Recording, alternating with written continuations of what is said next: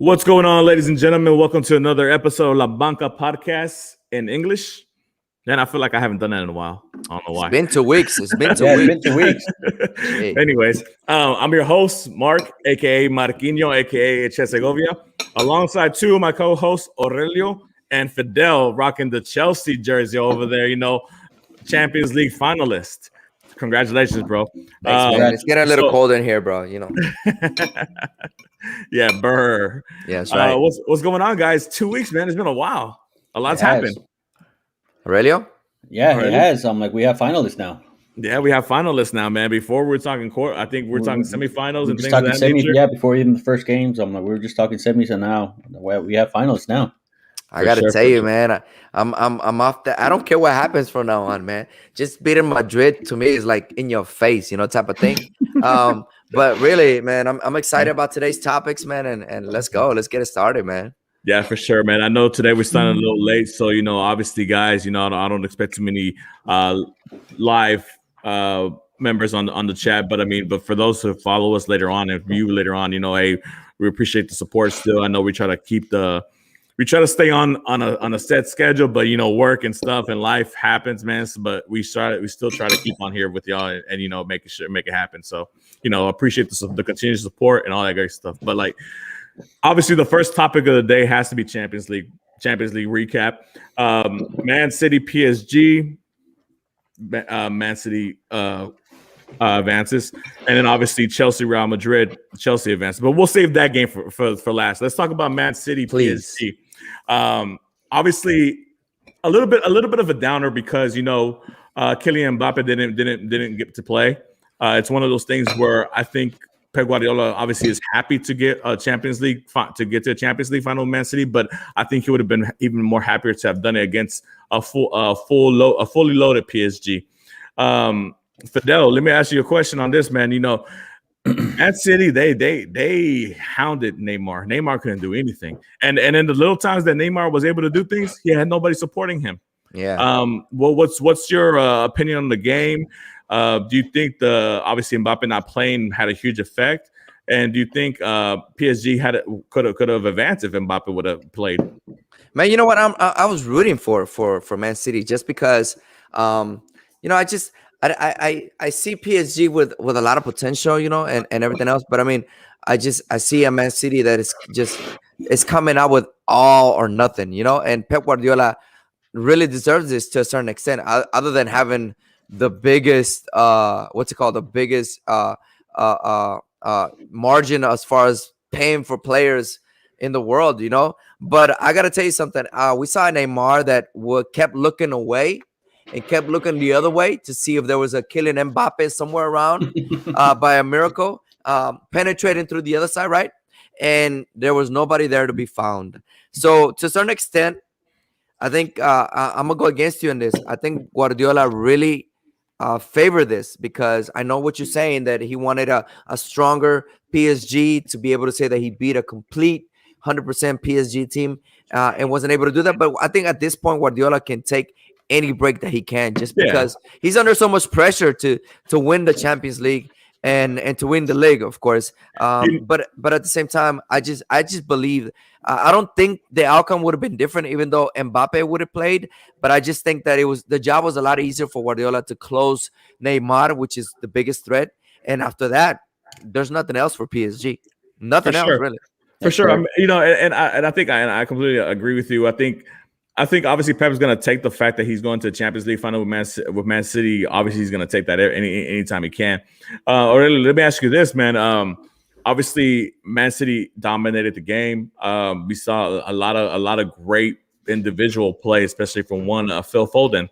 And I know you follow the Premier League. I think it's the league that you follow the most, or whatever, because you obviously being an Arsenal fan. Phil Foden, some already crowned him the future of English football. Some say he's the reason it was so easy to let go of a legend like David Silva, because they know they had Foden waiting in the wings behind him. What do you think of his performance, man? Especially that solo effort where he almost scored that goal that just missed. Just went wide. He's been a great player. Pep Guardiola saw what the kind of potential he had. I'm not gonna say he's an automatic uh, replacement for Silva because I'm like David Silva is in his prime. He was just an amazing player. Mhm. Foden, I don't think he's there yet. He has the potential to be that, if 19 not years even old. more. But it's just seeing him play, just giving him the freedom to do his game, to play his game it was beautiful to watch. And the way he expresses himself, he's not playing like a little boy amongst men. He sees these guys as his peers. Like he gets in these guys' faces. He has a little bit of an attitude towards him, and that's good to see. Yeah. Especially because you don't want to be, because you're the young cat, you get run over by the older ones. No, but I'm like, look at the people he's practicing with day in and day out. Kevin De Bruyne. You have Sterling, Aguero. You have all these great players that I'm pretty sure some of these guys take him under his wing, explain certain things to him, and help him. They help him learn the game even more. Yeah. So No, I'm and like, and, that, and that how that's. about go ahead? Go ahead. No, go ahead. And how about the lineup? I mean, That's what I was Guardiola about to going ask with you. not a number 9, no forwards whatsoever. I mean, Foden is like a midfielder forward. You can say the same thing about Kevin De Bruyne. Mahrez. Yeah, But yeah, and De let me ask Bruyne you too. this, Yeah, let me ask you this, Fidel. Since you brought that up, I was about to ask you this. Obviously the front three is not the front three that we all imagine. We're Sterling accustomed to seeing. yeah, Sterling, who used to be an automatic starter on the left right. for Pep on the bench. Kun Aguero, obviously we know his injuries. He's barely getting back into rhythm, whatever. But obviously it's an older Sergio Aguero. Uh, um, Gabriel Jesus, who has not been able to fill the shoes of Kun Aguero, who has been really a disappointment, honestly, for as much as they have a lot of hope. And I think Gabriel Jesus has a lot of potential, but for some reason he's not clicking for him when he gets the opportunities. And then obviously we saw a rare appearance of Bernardo Silva on the right. Bernardo Silva, I mean, he's such a great player. Like I think he's so highly underrated. Bernardo Silva. I think he does so much. He can be your right winger. He can be your 10. He can be your 8. He can play a lot of different positions for you. And the fact that you have a player that's versatile like that gives you the opportunity to move other players around, like De Bruyne, where he can play a false 9, or Foden if he has to play a false 9, or play somebody on the wing. And then you out of nowhere you come up with Raheem Mahrez, who obviously scores the brace. That puts them forward. A lot of people thought that they overpaid for him, 60 million from Leicester City, but he's proven to be worth every little bit of that 60 million. It's incredible that you mentioned all these guys like up front, because you got, I mean, from going from the Jesus to Aguero and to Sterling, it has to be a tactical movement on behalf of Guardiola. And of course, Guardiola was not going to get the same amount of pressure, the same amount of fitness and running around and marking players and winning balls and passing balls as you're going to get from Mahrez, De Bruyne, and what's the name? Foden on the other side, right? So it's like, I would just imagine right now, if I see Aguero up there, Sterling, and the Jesus up there, I mean, Man City would have gotten demolished, literally. And then everybody's criticizing Guardiola because he's playing with no forwards. I mean, do you really need forwards? I mean, most of the goals come from some of these midfielders, right? Look, So let's be honest, man. Look. I mean, you're a Chelsea fan. You're number 9. He can't even score the easiest goals. Your Timo Werner can't even score the easiest goals. Can't finish. Yes. But look, like I said, the great thing about having players that are versatile like that, and I think that's one of the things that Pep looks into when he brings players to Manchester, is that you have players that can play multiple positions. Versatility, because you're going to need versatility because you have injuries. You have, like I said, English teams play for competitions. Especially the top tier ones. And there's just numerous amount of games and minutes that these players put on, and you need rest. And unfortunately, like, look, the last month it's been nothing but FA Cup semifinals, Carabao Cup finals, Champions League semis. Premier League, they kind of wrapped that up already, but still, they're still they still haven't clinched it. You still got to win it. And then you got obviously Champions League finals coming up, right? So I mean, it's been pivotal game after pivotal game for Manchester City, and they just been on it, man. And they've been a runaway train. Yeah. Yeah, definitely. And come on, let's talk about this. They have the squad, they Oh, have they the do. bench, they have the money, they have the support. I mean, who else is not gonna win the league but Manchester City? I mean, if they don't win it, it's a shame. You know what I mean? It's just like, what else are you? What else do you need to win the league? I mean, or the Champions League, right? So, at the end of the day, it's for them to win it. I'm a Chelsea fan, but of Yeah. course, you know that they have the upper hand. Of course, they do. So But let's not neglect Chelsea's playing a great game too. and we'll get to them. We'll get to them. Before we move on to the next semifinals. Already, let me ask you this: What do you think the PSG does here going forward now that they failed, to accomplish their goal? Um, man, I don't know.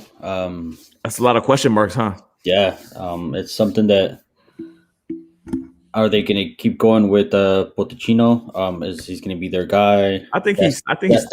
that's the first one. Then you have to clear up your Mbappe and Neymar situation, Mhm. and then you're just going to have to, revamp that team. If your goal is to get to win a Champions League, is you have to revamp that team. Yeah.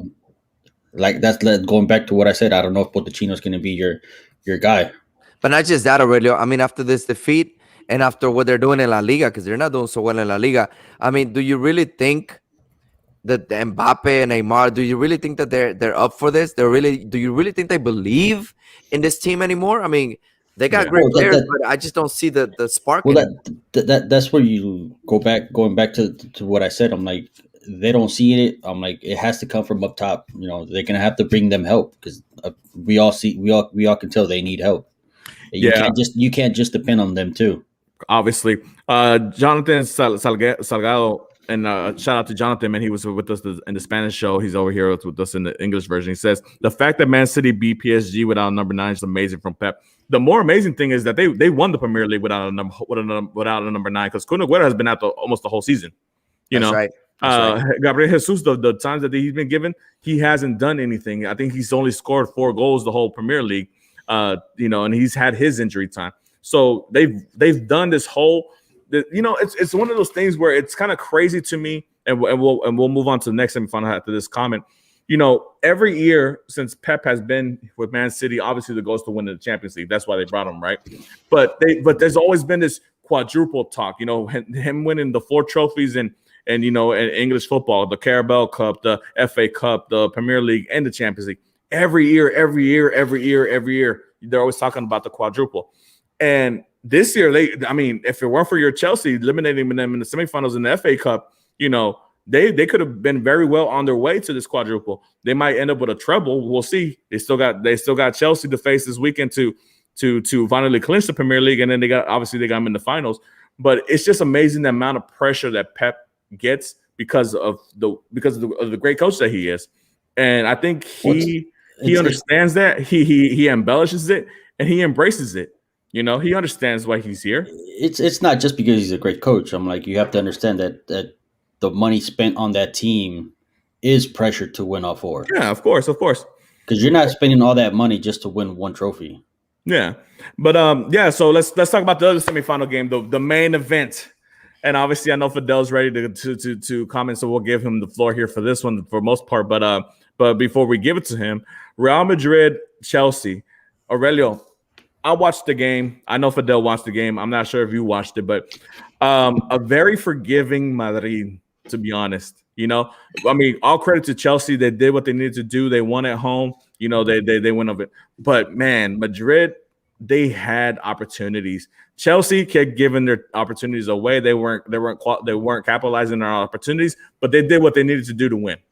They did. I'm like you said that Madrid gave away opportunities. I'm like, Chelsea gave away 5, 6, 7 goals. So my question to you, obviously, we saw the how slow Madrid is on the pitch compared to these quick teams, especially compared to the velocity that Chelsea has up front. What's next for them?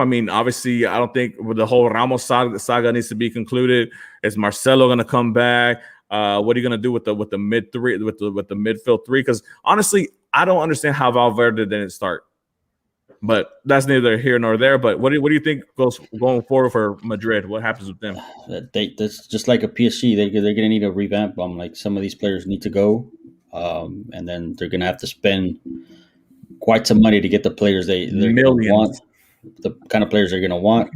One thing we were talking with Little Man earlier in the Spanish version is that we don't even know if Zidane's going to be back. Yeah, that's That true. would be the story for real. So, like I said, I'm like, there's a lot of holes to be filled. There's a lot of players that shouldn't be there and probably aren't going to be there anymore.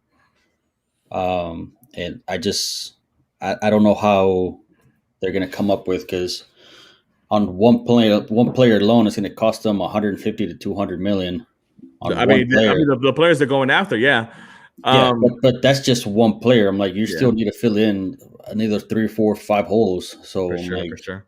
You're looking at close to $400-500 million if they're going to fill all their holes. Yeah, Fidel, the floor is yours, my man. You deserve it. Chelsea's on to the final. Let's hear it, man. I've said it plenty of times, man. Just the way Chelsea is playing, it's like people don't even think about it. And I don't know if anybody watched the series between Atletico and even this Real Madrid. The game is about situations, right? The game is about implementing a tactic that can put the other team in an area of pressure and look for those mistakes, right? So let me give examples. If you look at the game against Atletico Madrid, both of them, Chelsea moved the ball so well that Chelsea had possession of the whole game, both games to be exact. And it didn't give Atletico Madrid, the opportunity to even regroup and come over and attack or form any kind of offense. That's the first thing. Now you look at the Madrid games, right? Chelsea, if you can practically say it, dominated the first game. Unfortunately, it's a draw. It could have been a 2-1, right?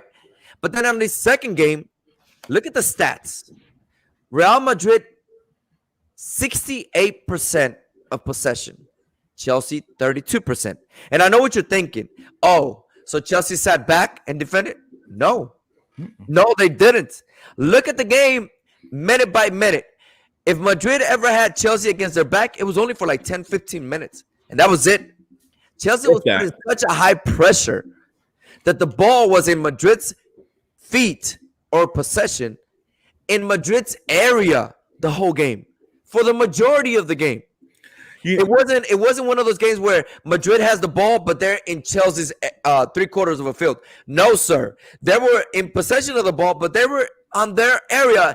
And what I'm talking about is like passing the half line back into their goal. So this is what I mean. They were passing the ball defense to defense, back and forth. Modric. You talking about Kroos, Casemiro. They were coming to get the ball in front on top of the big area of the 18 box. Mm-hmm. Come on, guys. And they were making so many mistakes that allowed Chelsea to create some chances. And this is the reason why we scored and won. This is all tactical. Now, if you tell me, could have Chelsea said, let's go possessive? Yeah.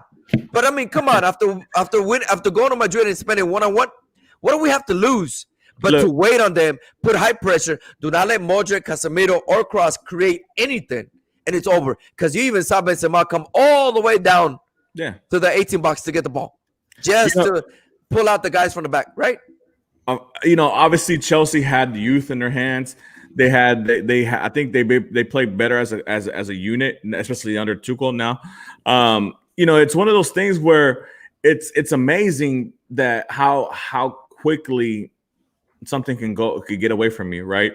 Obviously I'm a Barcelona fan, Madrid, whatever. But the midfield of Kroos, Modric and Casemiro have had many successes, and they've done a lot. Casemiro, is regarded as one of the best, sixes in the world, alongside Chelsea's Kante, but the fact that they just got ran over, it basically looked like lions chasing antelopes. The game is simple, Mark. The game is simple. If you have a strong player, close them up.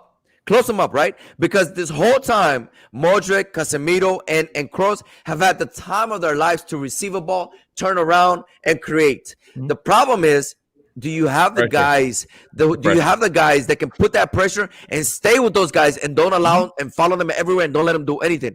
Come on, look, Mark, Kante. Kante is a genius. Kante is the heart of Chelsea. Kante is the best player Chelsea has. Without Kante, Chelsea is shit, bro. And excuse my language, but it's true. Kante is everywhere, anticipating balls, winning balls, marking players, going on the attack, giving balls for goals. I mean, Kante is just all over the field. He is a machine, bro.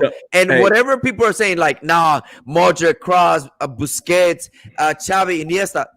Look, I'm going to be honest with you. Kante is a complete player because he can't just give you a great pass. He doesn't just have great vision of the game. Kante is the Messi of midfielders. And let me tell you, people underestimate Kante. People don't even say Kante ever in their lifetime.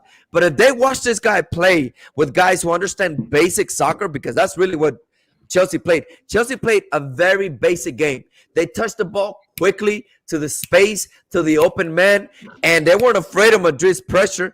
And Conte made it even much easier for Chelsea because he knows how to move. He knows how to give options, and he knows how to give you a ball into the space to where you can come and receive to the feet. That is just incredible. Yeah, for sure. Our guy Jonathan says, got to give props to Mendy, the goalkeeper, for sure, man. He saved two stops. Yeah. And that's the crazy thing. Like, obviously, I've said it the whole season, and obviously, me and Little Man have fought back and forth, countless amount of times. Hey, what's up, buddy? We've gone back and forth countless amount of times. But when you just rely on one player to score the goals, and that's what Real Madrid basically is doing with Benzema, they're just relying on him to score goals. If Benzema doesn't score goals, and nothing happens for those guys. And if Benzema could only have one reliable winger, somebody reliable that he can play off of, to feed him the ball. Imagine what Madrid could be or could have been, because you need something special for Benzema to score. Like those two shots that he missed or they got saved by Mendy. Those were incredible shots. Amazing. And that's all Benzema. And the best player in Madrid is Benzema. A lot of people don't think about this, but he's a creator too. Benzema creates for his forwards. And let me just say this. Let me add to what you're just saying. I mean, think about it. If Madrid would have scored a goal to tie the game or to go on top by one, Chelsea's emotions and that adrenaline and that style of game would have gone down. And you know why I say this? Because after missing 4 or 5 chances, clear chances, one-on-ones with the keeper, and just to put it in the goal, if the other team scores on you, you go down emotionally as a team because you're thinking, man, we should have scored those 3-4 chances back there. You know? So Madrid only needed 1 goal. They knew it. Yeah. And I'm glad we didn't give them that opportunity because that's what the game is about. It's about situations and taking advantage of those situations, period. I mean, think about it. That's the only reason why a player like Hazard, who hasn't been healthy the whole season, is given a chance to start up front with them, right? Because you don't have a reliable winger and Vinicius or Asensio or Rodrigo. Nobody, and it's a shame because, for as much as we, claimed, that Ronaldo was the best, and all that's during that era there. It took Benzema taking a step back from his individual accomplishments to help Ronaldo out to win everything that they won during that time period. Because you see what Benzema's capable of. Oh yeah, as the main guy. But he took a step back from his own personal game to be that second man that can play off the ball off of Ronaldo. Right. Now that he's the main man, they don't have anybody to play off the ball off of him. So he has to do stuff by himself. And the fact that he's done what he's been able to do this year is an accomplishment in itself for him. I gotta agree with you 100%. I've never seen Benzema do what he did in this Champions League or just recently, because I've never seen a Benzema come down for a ball, grab a ball, and create into space for his other forwards. Never. And I didn't know he was so good at it too. He is amazing. Like I never given Benzema a lot of credit, and now I can tell you Benzema is not what we thought he was. Benzema is a complete forward. He can play you 11, he can play you 9, he can play you a false 9, he can play you as a 10. Benzema, it's truly the shit, bro. And you know what? It took this long for Benzema to show those characters because the team needs that kind of a player. Yeah. And it's a shame, though. It's a shame because that's wasted talent. and Madrid should be in a final for real with Benzema like this. So, yeah, for sure, for sure. So let me ask you this question before we move on to predicting the finals. Who's your starting three up front for Chelsea, man? Does Tuchel go with the same Mason Mount, Timo Werner, and Kai Havertz, or does he switch it up, man? Nah, man. I think you know my opinion on it. Yeah. It has to be a wake up call. You got to get Werner out of there. He hasn't been doing well. And maybe this is gonna bring him even down even more. But he needs to realize you need to step up, bro. Because you either break it or you make it. You know what I mean? So I think Pulisic has been showing a lot more game than Werner, creating and everything else. And I think the reason why Tuchel went with Kyle Havertz and Werner is because if you look at the games, and even the previous game, this past game in the Premier League, Werner and Kyle Havertz, they look for each other. And they play really well with each other. And I think that's the reason why he didn't start Pulisic, because he's seen a good amount of chemistry between Werner and Kyle Havertz.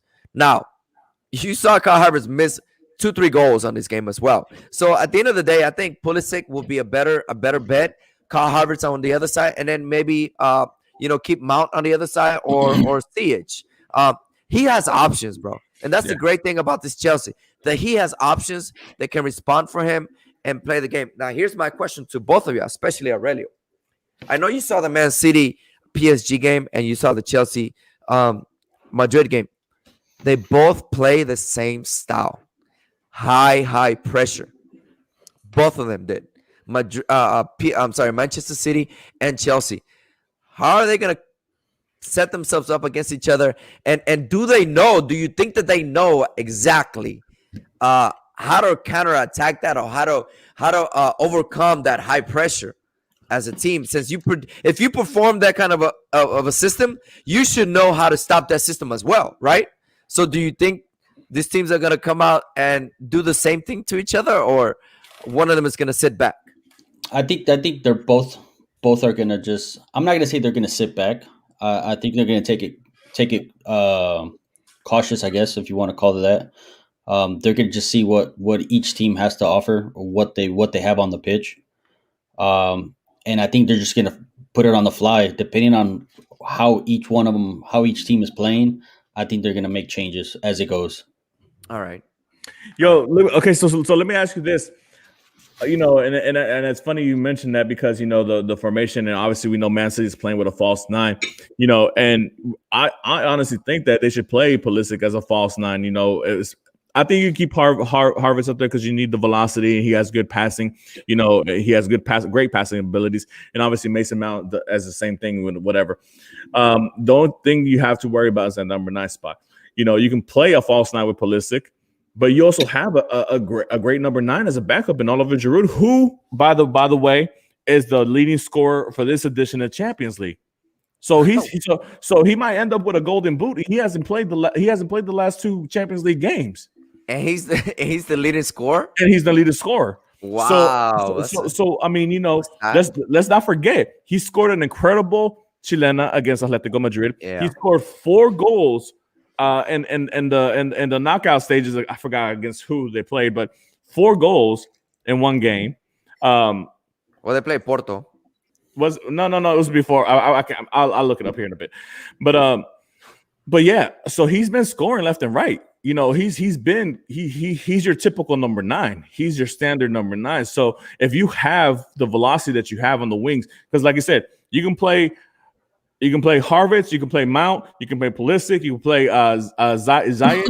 You have a numerous amount of quick, fast players to play on the wings. Giroud is perfect for that. Think about him when he plays for France. He has Mbappe on the left, and he has either Griezmann or Dembele on the right. The same style. So Yeah. I mean, and this guy's create for him. So the same thing will be with Pulisic and Havertz or CH, just producing for him. Because at the end of the day, if you think about it, if Giroud would have been in the position that Werner was in, Giroud would have finished those goals. for sure. No lie. He's a true 9, Because think about But it. would he have made it there though? Because Warner is a lot faster. I get it. I understand, but Yeah. But you're talking about tap-ins. I mean, these are not things that were, because Giroud's going to be in the 18. Giroud lives in the 18. He lives in the box. He knows how to move in the box. He knows where to be. So the thing with me is like, if I'm Pep Guardiola and I see Timo Werner is starting, to be honest, in my opinion, I'm not even focusing on him that much. You're not gonna put a man on him. No. I'm not gonna disrespect him like that. But to be honest, I'm cutting off his legs. I'm focusing on the wings. Right. If I could shut down those wings and first of all, even when he gets great passes into the box, he's not doing anything with them. So if he's not even getting anything because I'm focusing on them and letting him create and do nothing. Mm-hmm. I have a great opportunity to win a game, but if I have a number 9 who's scoring, who's actually doing what he needs to do, in Oliver Giroud, then obviously I gotta put players on Oliver Giroud, and then that opens up the wings to create and to do those passes and crosses inside that box. Let me tell you something, Mark, and I gotta say this by experience. And I've gone on playoffs because I coach high school soccer. I've gone on playoffs, right? And there's a certain time in playoffs where you can actually get to meet one of the teams from your district, right? The third round or the regional finals, right? And I hate it. I hate it with a passion. And you know why I hate playing teams from my own district? And this is the reason why I'm saying this, because Chelsea and Man City are from the same league. They get to play twice every year, right? And then they get to play FA Cup or I don't know, maybe even more, right? So what I'm saying is these teams know you very well. You play against them so much that you're more nervous playing teams that you play against so much that are in your district than teams that have never even seen you play before. And that's the element of surprise. Yeah, exactly, because it's much easier to play a team that is not from your league because they don't know your strengths and weaknesses. Yeah, Chelsea and Man City know each other so well. I mean, the coaches don't even have to be there. The players themselves understand each other's strengths and weaknesses, and just by knowing each other, right? So it's hard. I think for Pep, it was tough to swallow and to accept that Chelsea made it to the finals, because Pep feels more pressure now. I think Pep would have felt a lot less pressure if it would have been Real Madrid, to be honest with you. Well, look, I mean, obviously Chelsea knocked them out in the semis in the FA Cup. Exactly. So Chelsea has that feather in that cap. And then they play this weekend. And then they play this weekend. So, and if Chelsea wins, that just holds them off from the inevitable of Man City winning the title. But if Man City wins, they can lift the Premier League title this weekend. Look at the criticism. Look at the criticism and look at the pride, right? That Chelsea will beat you, right? First of all. Second of all, a team from your own league who's barely trying to qualify for champions, right? So it's like in your face, So that pressure is more on Man City than Chelsea. Chelsea has no pressure because, to be honest with you, nobody expected Chelsea to be in the Champions League final, period. So Chelsea has nothing to lose. If anybody's going to show up on that field with nervousness and with no nervousness or no pressure, it's Chelsea. So at the end of the day, Chelsea has the upper hand, believe it or not. So, guys, obviously we announced them in the Spanish show, but I'm gonna go. What do you think the finals are for the final score is for the Champions League final? I'll go first. I go 3-1 Manchester City. I think they lift it, and I think Pep Guardiola accomplishes what he came there to do. Aurelio, same thing. 3-1 Man City. And Fidel, you going Man City too? No, man, you gotta believe, bro. Hey, how many times I have to tell you guys? It's like, hey, look, Premier League teams are the nemesis of Pep Guardiola, or of any team, really. Think about it, right? These are the teams that are more dangerous to you because, like I just said, they know you so well. Yeah. Chelsea's gonna win the Champions League 2-1, and the reason why I'm saying this is because nervousness kills you. It kills you. Pressure kills you. And they're going to walk in there with a lot of nervousness and pressure. And Chelsea's going to be relaxed. So just give it some time and you'll see what I mean by that. So Chelsea all the way 2-1. Let's go. There's a lot of young faces on that Chelsea team. There's going to be a lot of nervousness. It's okay. There's going to be a lot of nervousness. Well, we all know. Go ahead. So young people, great amount of experience. Chelsea should be in the Champions League final for the next 3 years then. That's all I'm saying. We'll see. May 29th. I know everybody's going to be tuned in. Obviously, they got to keep spending $250 million a year. That's okay. We got the money. Yeah. So, obviously, May 29th, the final, Chelsea versus Man City. We'll see how it goes. We'll either see Fidel celebrating a second Champions League title, or we'll see Pep Guardiola lifting up his third Champions League and first one for Manchester City.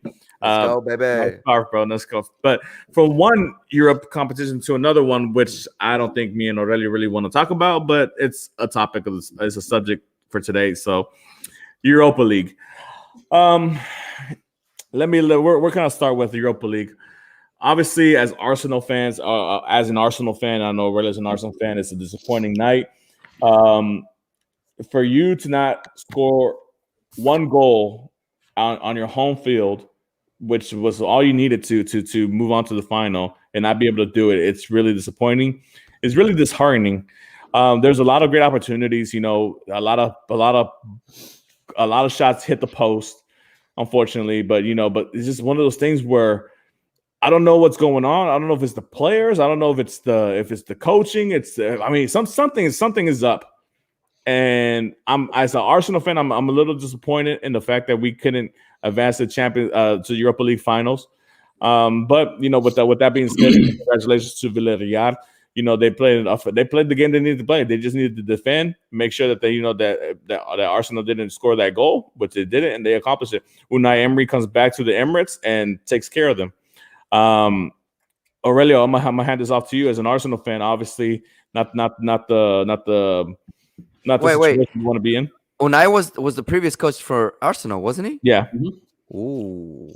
So you had that little caveat. Oh, that's an advantage. Go ahead, Aurelio.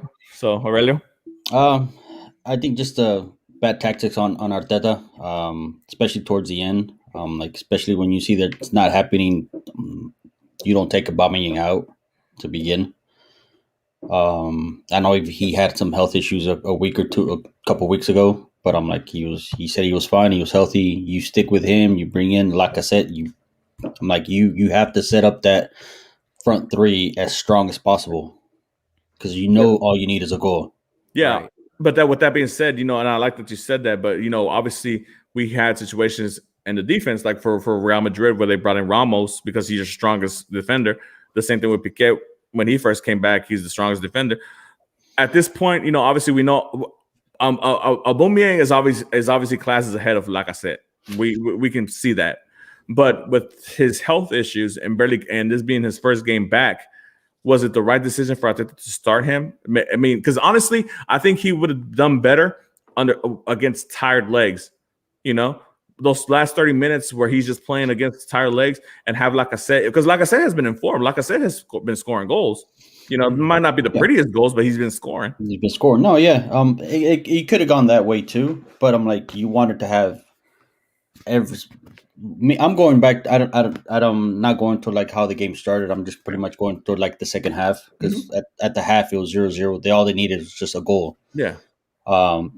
I think that's when you risk it. You go all out. You have to do something. You can't be too conservative. I'm yes, they did. They did, but they didn't do it till the 85th minute. No, yeah. I mean, they had every attacking player out there. They had Nkate, they had Materiale, they had Pepe, they had all these players came in. Everybody. They took out. I think the only defending players was Mari and Holding, to be honest, if I remember correctly. I'm you have to bring this. You can't just give them 5-10 minutes. Yeah. I'm you have to give them 20-25 minimum. Obviously. So I mean, obviously we're not gonna dwell on that too much. Unfortunately, that means Arsenal has to ask for help in the league to be able to qualify for Europa League next season. I don't think it's gonna happen, but I guess they shouldn't. They don't have the players. They don't have a squad for it. So stranger things. Yeah. Do they have the money though? They have the money. Are they going to spend it? They're not. They haven't. Because the American owners don't believe in spending money like that, or why? They're just going to come up with excuses. Oh, you're not in the Europa. You're not in the Champions. How can we declare all this money spent if we're not in any big competition? I'm we need to spend money to get into the competition to begin with. Yeah, it's a shame for those guys. Obviously, just for those our listeners, please, if you can. But shout out to Villarreal, man. They made it to the final. Yeah, they did what they had to. Yeah, so I mean, let's talk about the other the other Champions League, Europa League semifinals. Obviously, it wasn't big. It wasn't that big as I guess it was kind of finished the first game because Manchester United beat Roma 6-2 in that first leg. But Roma made it a little bit interesting. I mean, they came out and they attacked. I mean, they knew they needed to score goals. They scored goals, but the unfortunate thing is that their defense was leaky as well, and Manchester United just kind of scored a couple. Cavani scored 2. Cavani, Cavani being the old pro that he is and professional that he is, he just went in there and just scored a brace easily. But they made it interesting, Roma. They for them making a semifinal, for this being the first year under the Frederick group, under the new ownership, the American ownership. It's a pretty nice little, and a caveat from them, a little tip of the hat. I think there's big things coming up for them. Maybe next season, we'll see what happens. We'll talk about them a little bit later on. But yeah, Manchester United versus Villarreal in the Europa League final. Obviously, Fidel, I know you're a huge Villarreal fan. Yeah. I despise Manchester United. I can care two shits about Manchester United, to be honest. So you know where I'm going. Dude, it would be fantastic to see 5 La Liga teams next season, Champions League, if Villarreal wins this Europa League. That'd be great. And don't forget, I mean, Villarreal has a chance. If you think about it, I mean, I know we're talking about a Manchester United that it's second in the Premier League. It's playing really well, and taking things pretty seriously. I think they're starting to get some respect, right? But what's wrong with parking the bus for Villarreal for the whole game and maybe getting a counterattack and scoring a goal, right? So I see Villarreal going up 1-0 and hopefully staying that way, or maybe a 2-1. But that's it. It's just, I mean, come on. It's a more organized Premier League team than Arsenal. Let's face it. For sure. They have improved so much in the last few months, and this is the reason why they're second in the table, and I think they're going to end up second in the table no matter what. So if you think about it, it's pretty much a Manchester United that if Man City wouldn't be up there, they would have won the league, or they would have been Premier League champions. But I don't know. I have faith, man. I have hopes, and I'm an underdog lover, man. I love my underdog teams, and hopefully Villarreal gets the win. If not, I mean, congrats to them. They made it to the finals. Let's go. Aurelio, what's your prediction? I think you're on mute, bro. Man U 2-0. See, yeah, man. Obviously, I know Manchester United is the heavy favorite. They have the abundance amount of talented players, right? But man, just think of the great things that this win, if Villarreal were to pull it out, the financial stability that it would give Villarreal. Because I mean, Villarreal, even though it's a big name in Spanish football, and it's one of the biggest clubs in Spanish football, they're not heavy hitters by any means, right? They're nowhere near Atletico, Real, Barcelona, obviously nowhere near Manchester United or anything like that. But to be able to qualify for a Champions League, lift up a Europa Cup, win a European competition, it's a great feat, especially for a club that's not normally there. The pressure's on Man U. Yeah, obviously. I mean, yes and no, because at the end of the day, Manchester United is in the Champions League regardless. No, right, but I mean, if you didn't qualify to the Champions League's the top the playoffs, imagine, and now you move to the Europa League, you have to win the Europa League. You know what I mean? It's just what it is. Yeah, I got you. Well, yeah, I'm gonna go with the upset. I'm gonna go 1-0 Villarreal. I hope it. I think if for Villarreal to win it, I think it's probably gonna be a slow down game, because they're gonna have to slow down Bruno Fernandes. They're gonna have to slow down Marcus Rashford and Cavani and players of that nature. But we'll see. It'll be a hard task. But if Villarreal do pull it off, I think it's gonna be a 1-0 win. Guys, obviously, so we spoke about Roma a little bit earlier. This is gonna be our last topic of the night. A new coach in Roma already appointed, and it's somebody that we know all too familiar, Jose Mourinho of Tottenham, who just got let go a couple of weeks ago, maybe a month ago. Obviously, he used to coach your Chelsea Blues not too long ago. Former coach of Manchester United, former coach of Real Madrid, former coach of Inter Milan, Porto, and basically everywhere now. Yeah, everywhere. He's moving around now, man. I'm gonna save my comments for last because I want to talk a little bit in depth about it. But just your initial thoughts on Mourinho coming to Roma, Aurelio. Like I said earlier, I think it's going to be good for him. Um, he's a old school coach, so he's a coach that likes to have the power. Um, likes to be in charge. Um, he's not going to have a superstar to have to deal with or have to take care of, if I guess you want to call it like that. So I think it's going to do good for him. I'm pretty sure they're not expecting the world out of him. I'm not pretty sure they're not expecting him to win them the champions or anything like that. I'm pretty sure that what they want right now is probably it won't happen this season, but maybe next season qualify to the champions and be a top 4 team. So I agree with you. I mean, obviously this season I think they've already qualified for Europa League. I think they're in 6th place of the table right now, if I remember correctly. So they're already qualified for Europa League. So yeah, I think the obviously progression would be to qualify top 4 in the table for next season, qualify for Champions League. Fidel, let me ask you. I mean, obviously you had him as a coach at Chelsea. We know that Mourinho sometimes is not the most what's the word I'm looking for? The most attractive tactical coach. He might not be the most likable or enjoyable to play for. Do you think this is the right direction for Roma to go with a coach like Mourinho, especially now? Well, let me say something, man. First of all, I'm a huge hater when it comes to Mourinho, man. I just can't stand the guy. And I hated him when he was in Chelsea. As soon as he got named Chelsea's coach, I was like, no. Like, really, like, I didn't even watch a Chelsea game, maybe one or so in the whole time. Long story short, I just think that this is a guy that once he gets to a team, he sparks a lot of good things. But then once he starts getting grumpy and take things personal, it just ruins his work ethic. And I think that he's too unprofessional with some players to the point to where he brings them down, right? And everywhere Mourinho goes, it's the same thing. Nobody likes him. A lot of players dislike him. You know, a lot of players can tell you so many negative things about Mourinho. Obviously, they're professionals, so they're not going to speak about it in front of a camera or out loud or, you know, on record. But they know this, you know. It's been the same thing all the times. Now, you tell me, is this a good thing for Mourinho? I think it is. Because this is the type of coach that Mourinho is. Mourinho likes this middle to the top table teams because he wants to prove himself. That's what Mourinho's always been about. Very few times have you seen Mourinho take on top-notch teams like Real Madrid.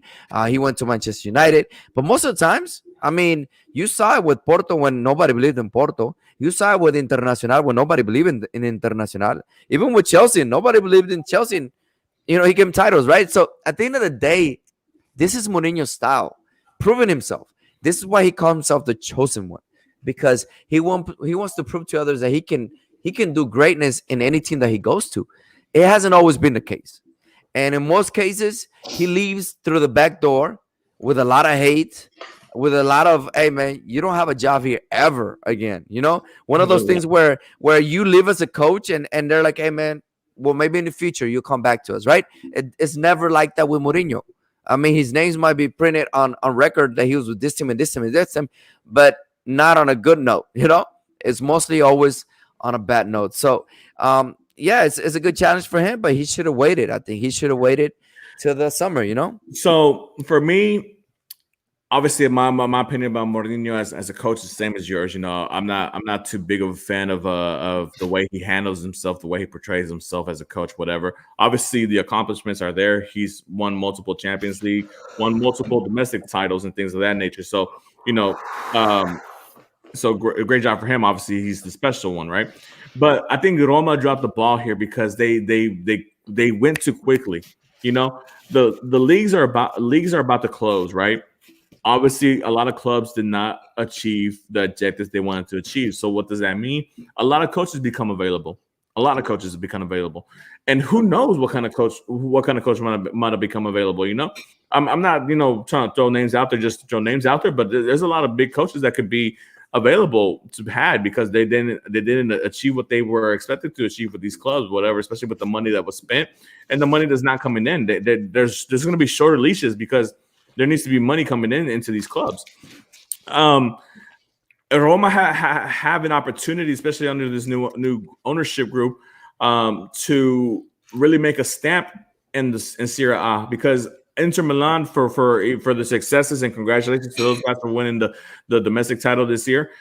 They might not have their star players next season because their group is filing for bankruptcy. They just closed down the biggest Chinese team in China, that they were owners of as well, because they went bankrupt. They're going to be looking to offload players that are high cost. Lukaku might not be there. Lautaro Martinez might not be there. Players of that nature, which are their goal scorers, and they have really strong defensive players as well. So Roma really had an opportunity here to really grab the bull by the horns and maybe take over the Serie A, depending on the signings. Now, I'm not saying that Mourinho can't do it. Obviously, Mourinho has had a lot of successes, but I just don't feel like he's the coach that they need for this time, for this moment. I think they needed somebody a little bit more young, more youthful, more exciting, Yeah. But go ahead, Aurelio. You say that it probably wasn't the time for him there, but you have to look at it as a Roma team. You're in 7th place. You got 3 games to go. If you lose those 3 games, there's no Europa League next year. Yeah. So you have to win. So you needed a coach with experience, at least to get you a spot in the Europa League. I mean, he brings notoriety, and we were talking about Roma because of him. So I mean, he's gonna bring eyes to Roma as well. So so there's a marketability right there as well. So you have to look at that as in Roma. I'm like, they honestly they couldn't wait, because if they wait, but come on, 3 games at the end of the season. That's 3 games. They should have done this at the middle of the season or something. I mean, yeah. Well, you have to look at it. Roma 55 points. The team right underneath them 53.